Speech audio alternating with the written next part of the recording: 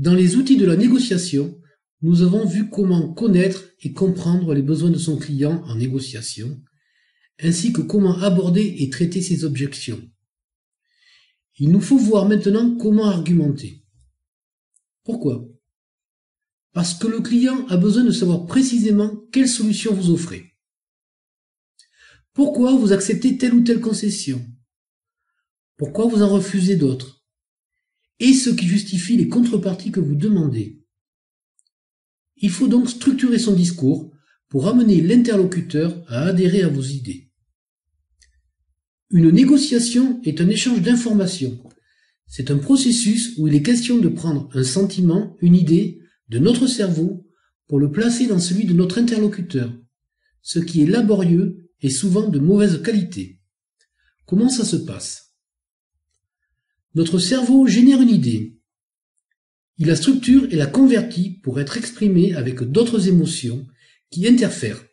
Expérience, culture, valeurs, émotions directes, émotions résurgentes, ce qui génère de la perte d'information. Nous exprimons des mots dans la limite du répertoire que nous connaissons, ce qui limite encore le transfert d'informations. Et on entend souvent les personnes, en négociation ou en vente, se reprendre, d'où les reformulations qui sont récurrentes. La parole aussi peut être polluée par d'autres sources sonores, qu'elles soient externes ou qu'elles viennent de notre façon de nous exprimer, que ce soit notre accent ou notre articulation. Notre interlocuteur reçoit le message et l'analyse selon son propre répertoire de mots. Le message est ensuite interprété et rendu en émotion où de nombreux facteurs interviennent.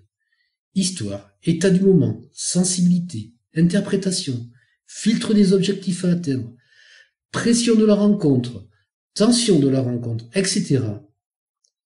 Et même si nous considérons qu'à chaque étape la perte est minime, mettons 10% par étape, il est clair qu'à minima, la moitié de notre message est perdu. Apprenons à faire en sorte que notre message reste efficace tout au long de son parcours. Comment ? Nous allons voir deux méthodes d'argumentation. La méthode CIMAC et la méthode CABP. Et nous conclurons en faisant un point sur notre langage.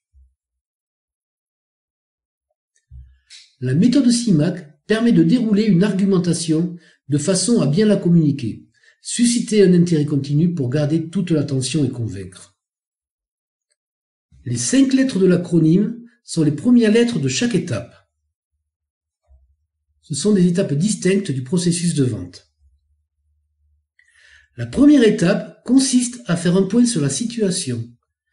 Partager avec son ou ses interlocuteurs un résumé de l'état actuel des choses, un constat sur l'avancée de la négociation, sur les contraintes, sur les enjeux, les besoins exprimés par les deux parties et ou les opportunités envisagées. Vient la deuxième étape, l'idée.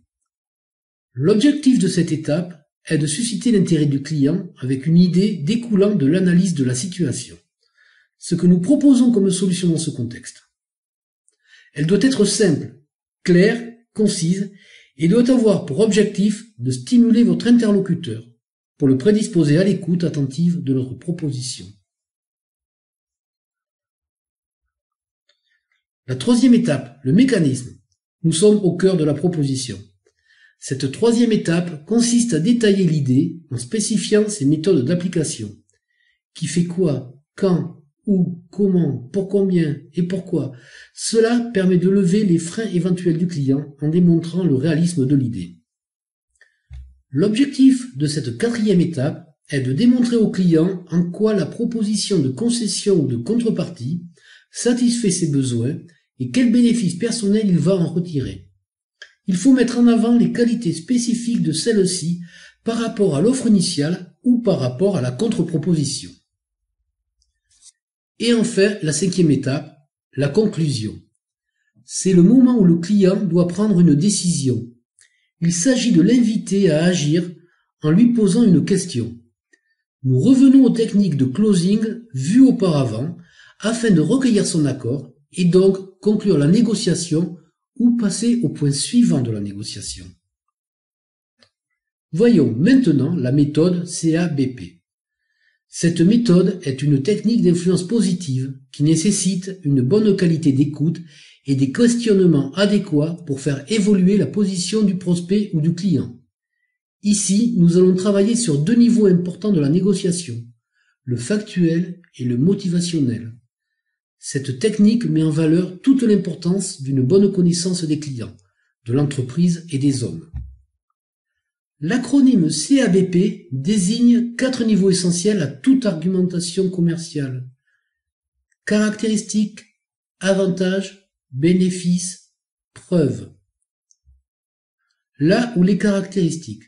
Ici, il s'agit de présenter les caractéristiques de votre offre. Vous êtes dans la partie descriptive, avec l'exposé de précision factuelle. Le but est de montrer et de faire comprendre l'intérêt, le bien fondé de la solution que vous proposez. Cette première étape sert à valider l'adéquation, la pertinence de votre offre. Mais elle ne motive pas encore de décision. En fait, nous restons à un niveau que nous pourrions qualifier de froid. La caractéristique informe. Avantages. Le deuxième niveau concerne les avantages ou l'avantage de votre produit, service, ou proposition ou contrepartie. Pour faire simple, il s'agit de montrer ce que le client peut retirer de positif. Ici, votre client trouve quelque chose qui le séduit. Votre solution répond à ses besoins et à ses enjeux les plus importants. Attention, il faut que ce soit des solutions à ses problèmes à lui, pas à des problèmes plus généraux. Nous sommes à un niveau qui est encore insuffisant pour faire pencher la balance vers vous. Mais nous sommes dans un niveau que nous pourrions qualifier de tiède. Le troisième niveau, présenter les bénéfices. C'est présenter ce qui est important pour le client. Les bénéfices découlent des avantages. Ici, nous sommes à un niveau où nous devons émouvoir et concerner le client. En somme, le satisfaire en répondant à sa sensibilité à lui. Nous devons chercher à lui apporter un sentiment d'accomplissement à travers notre produit, notre prestation ou notre proposition. Ce sont des bénéfices spécifiques auxquels l'interlocuteur sera sensible. Pour cela, nous pouvons utiliser la méthode SONCAS pour les identifier. Par exemple, si quelqu'un est sensible à l'orgueil, lui faire une proposition qui va lui permettre de présenter une négociation meilleure que celle qu'auraient pu faire d'autres personnes dans son entreprise, va répondre à sa sensibilité sur l'orgueil. Ce n'est qu'un exemple. Nous sommes là pour répondre à ses intérêts majeurs et à ses attentes clés. Ici, nous sommes dans un niveau que nous pourrions qualifier de chaud. Il est important, pour connaître les objectifs et la sensibilité du prospect, d'avoir suivi un bon plan de découverte et fait un bon diagnostic au préalable pour coller parfaitement à ce qu'il veut. Et le quatrième niveau, la preuve.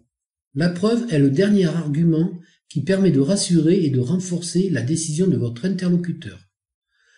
Nous ne sommes plus là pour dire, mais pour montrer. Dans cette phase, nous avons le choix. Nous pouvons faire soit une démonstration, ou nous pouvons nous référer à des témoignages. Ce sont les derniers arguments pour faire basculer votre client. Je vous propose maintenant de vous exercer individuellement. Concevez une offre commerciale selon les deux méthodes que nous venons de voir. Le CIMAC, situation, idée, mécanisme, avantage, conclusion, ou le CABP, caractéristiques, avantages, bénéfices, preuves. Certaines propositions que vous pourrez faire seront mieux adossées à un CIMAC et d'autres mieux adossées à un CABP.